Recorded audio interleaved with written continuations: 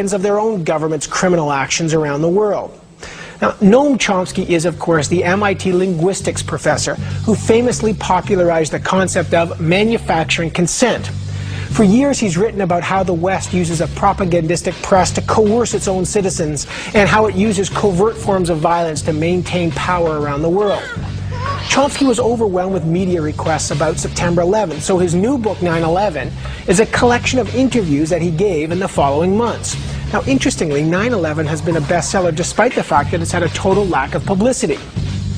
I met Noam Chomsky in Cambridge to talk about the post-9/11 world and how things have changed since then, but I began by asking him to explain how the war in Afghanistan is an example of how the U.S. is, in his mind, a leading terrorist state. So on October 12th, I guess, a couple of days after the bombing started, Bush publicly announced to the Afghan people that we will continue to bomb you unless your leadership turns over to us people who we suspect of carrying out crimes, although we refuse to give you any evidence. Notice that that's a textbook illustration of international terrorism. 3 weeks later, by the end of October, the war aims had changed. Admiral Boyce, the British defense minister, he informed the Afghan population that we will continue to bomb you until you change your leadership.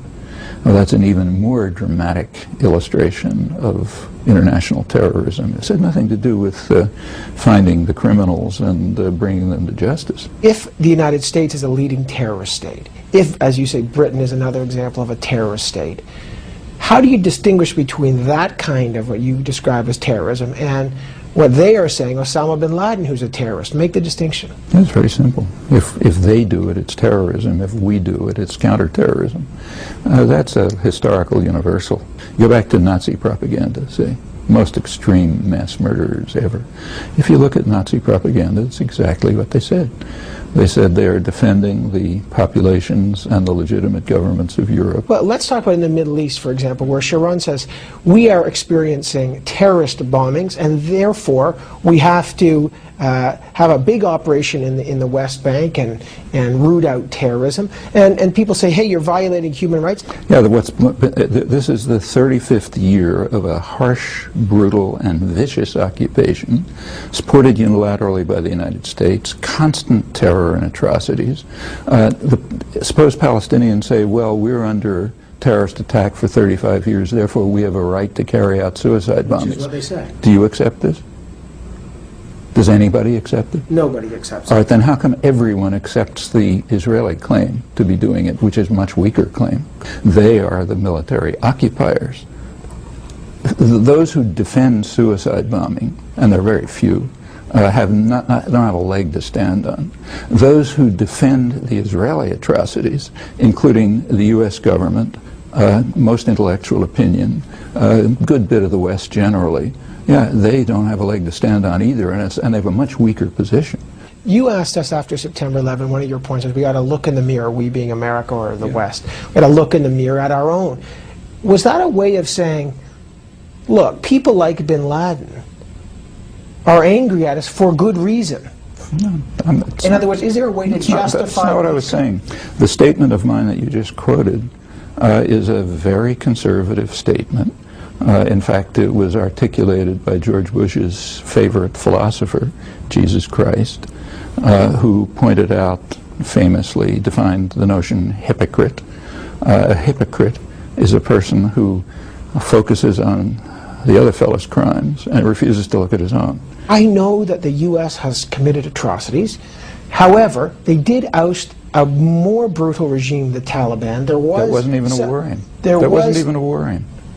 Wasn't even a war aim. But is that a moral thing to do? They did get rid of a brutal regime. There was celebration in Canada. Good, fine, and let them bomb Israel and get rid of the brutal regime there. If we want to overthrow the regime of Uzbekistan, now a great favorite, but it happens to be not very different from the Taliban, the way to do it would not be to bomb Uzbekistan, but to support internal democratic forces and let them do it. And that generalizes around the world. Robert Kaplan, who writes about foreign policy, I spoke to him recently about his book, Warrior Politics, and I put some of your points to him. He said, I wish Noam Chomsky had been with me in Romania in the 70s or the 80s. Adult choice of foreign policy is made on distinctions. The argument that Chomsky makes has no distinctions because there's a difference between the quantity and the kind of dictators that America supported and the quantity and the kind of things we went in communist world for 44 years. Okay, so let's take his example of Romania, Ceausescu, hideous regime, which he forgot to tell you the United States supported. Supported right till the end, as did Britain. So the example that he gave is a perfect example, and it's a small example, because we support much more brutal regimes. Does that disqualify the U.S. No, from their intervening in any other way? Look, the Taliban are a terrorist state. That fact doesn't disqualify them from bombing Washington. What disqualifies from doing that is even if they were Mahatma Gandhi, they shouldn't do it. Nobody except the ultra-right-wing jingoists like Kaplan is comparing atrocities by various countries. What honest people are saying is that we should pay attention to our own crimes and stop committing them.